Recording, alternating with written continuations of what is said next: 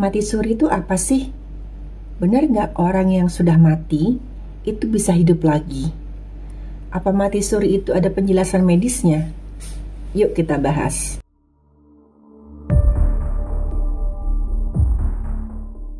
Halo, saya Dr. Stefani. Saya seorang dokter spesialis forensik dan saya melihat apa yang tidak semua orang lihat.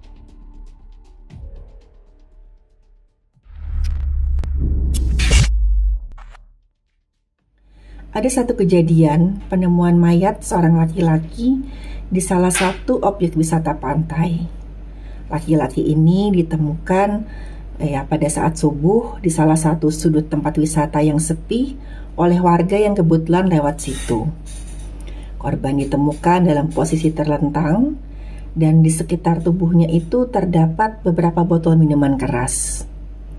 Kemudian warga memanggil polisi datang ke TKP bersama dengan tim forensik, dan waktu diperiksa korban dinyatakan telah mati di tempat.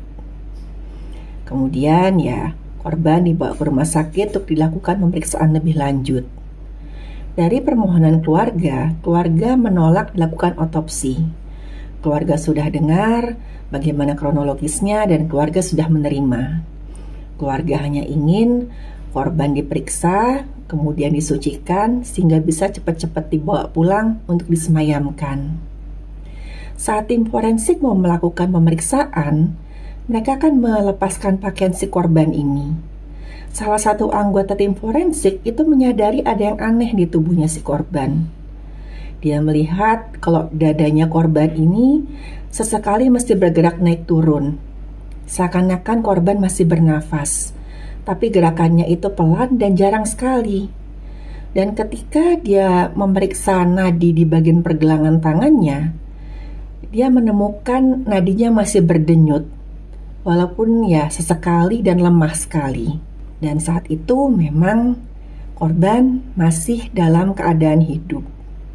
Korban segera dipindahkan dari kamar jenazah ke IGD untuk dilakukan pemeriksaan dan mendapatkan pertolongan medis. Waktu dilakukan rekam jantung, memang di situ kelihatan jelas kalau di EKG itu denyut jantungnya masih ada, walaupun cuma sesekali. Dan seiring perawatan di IGD, kondisinya korban semakin lama semakin meningkat. Denyut jantung sama laju nafasnya semakin stabil, dan perlahan-lahan korban ini kesadarannya membaik.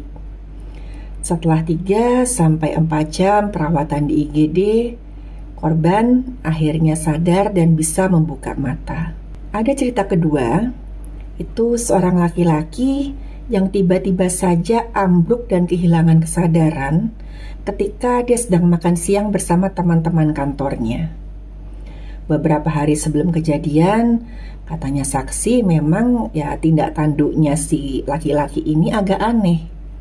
Dia tuh sering merasa ketakutan dan kayak diikutin sama orang katanya. Nah, waktu setelah dia jatuh itu dia dilarikan ke rumah sakit dan saat diperiksa nadinya itu sangat lemah dan denyut jantungnya itu menurun sekali. Begitu juga dengan nafasnya. Oleh keluarga, si laki-laki ini diputuskan untuk dirawat di rumah sakit dan ajaibnya dia bisa bertahan sampai 3 hari. Di hari ketiga kondisinya itu mulai ngedrop, mulai memasuki fase kritis lah. Keluarga memutuskan untuk memanggil 2 pemuka agama dari tempat mereka biasa beribadah. 2 pemuka agama ini diminta datang ke rumah sakit untuk mendoakan yang terbaik bagi si pasien ini. Waktu mulai memimpin doa bersama, tiba-tiba di monitor jantung itu kelihatan denyut jantungnya itu kok makin stabil. Terus begitu juga dengan laju nafasnya. Nah, seiring dengan terus berdoa bersama, kondisinya itu semakin membaik dan pada saat hampir selesai berdoa, tiba-tiba si pasien ini membuka mata dan dia sadar. Kalau dari segi kedokteran, apa yang dialami oleh kedua orang tadi itu disebut dengan mati suri atau apparent death. Yang disebut dengan mati suri itu suatu keadaan di mana Yang namanya tanda-tanda vital seperti laju nadi, nafas, itu ngedrop ke satu tahap yang minimum sehingga nggak bisa terdeteksi dengan alat kedokteran sederhana. Jadi misalkan diperiksa hanya menggunakan stetoskop atau hanya diraba nadinya, itu seringkali nggak terdeteksi. Nah, pemicu dari mati suri ini itu bermacam-macam. Bisa karena korban kena sengatan listrik, kesetrum, bisa karena korban hipotermia, atau bisa juga apabila korban ini dalam pengaruh obat bius. Dalam keadaan tertentu, misalkan ketika korban ini mendapatkan pertolongan medis yang tepat, ya kondisinya bisa pulih dan dia bisa sadar penuh. Nah, kembali ke kasus pertama tadi. Nah, waktu si korban ini mulai bisa ditanyai oleh dokter dan juga oleh keluarganya, dia itu berkata dia memang ke pantai itu tujuannya buat mabuk-mabukan. Ya memang dia terkenal sebagai orang yang senang mabuk-mabukan. Dia pengen menghilangkan stres. Pada saat dia sedang minum-minum di pantai, tiba-tiba dia ngerasa tuh kayak ditarik ke bawah ke pasir gitu. Dan waktu dia sadar lagi, dia berada di satu tempat dan katanya dia ngelihat ada beberapa orang laki-laki yang sudah lanjut usia lah. Tapi wajahnya mereka tuh teduh sekali. Dan mereka menasihati si laki-laki ini, katanya, kamu tuh jangan menyia-nyiakan hidup kamu. Gak semua orang beruntung mendapatkan kesempatan kedua. Coba perbaiki hidup kamu. Nah, setelah itu si laki-laki itu sadar, dia sudah ada di IGD. Ya, setelah kejadian itu, dari berita yang didengar, ya si laki-laki ini hidupnya jadi jauh lebih baik. Dia nggak lagi minum minuman keras, dia terlibat di banyak kegiatan amal, dan kurang lebih ya 2 bulan setelah kejadian itu, dia akhirnya meninggal karena sakit. Tapi saat itu bisa dikatakan dia meninggal dalam keadaan yang sangat baik. Lebih baik daripada sebelum dia mengalami kejadian mati suri itu. Nah, kalau laki-laki kedua, korbannya tadi, yang dia ingat itu waktu dia sedang makan siang, itu tiba-tiba lehernya kayak ada yang nyekik. Tuh rasanya tuh sesek banget, katanya lehernya tuh sakit sampai dia nggak bisa bernafas.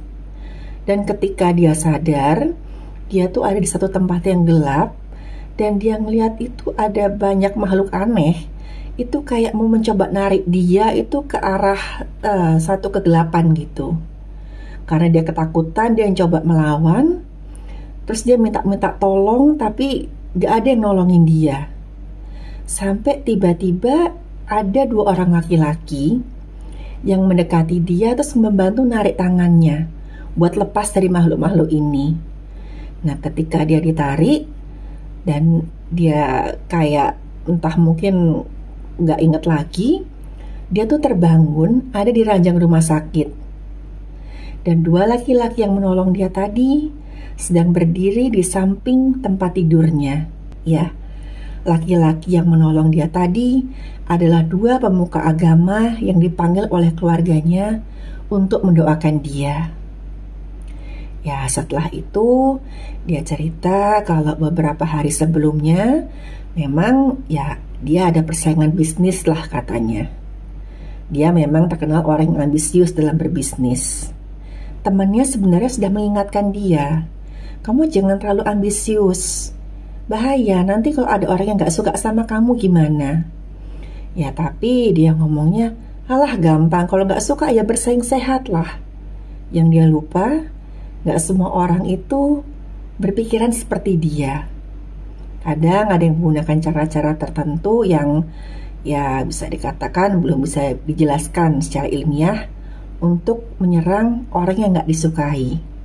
Ya kurang lebih itulah yang terjadi atas dirinya dia. Setelah kejadian itu ya dia perlahan-lahan memperbaiki sifatnya. Dia gak lagi terlalu berambisi dalam memenangkan setiap persaingan di bisnisnya. Dan katanya dia merasa hidupnya lebih tenang. Yaitu tadi kedua contoh cerita tentang mati suri dan juga penjelasan medis yang dibalik mati suri itu. Ya, terlepas apa yang dialami oleh dua orang tadi, apakah memang bisa dijelaskan secara medis atau tidak, ya bisa dikatakan mereka sudah beruntung lah dapat kesempatan kedua. Dan saya berharap siapapun yang menonton video ini selalu ingat untuk hidup dengan baik dan berbuat baik pada semua orang. Terima kasih.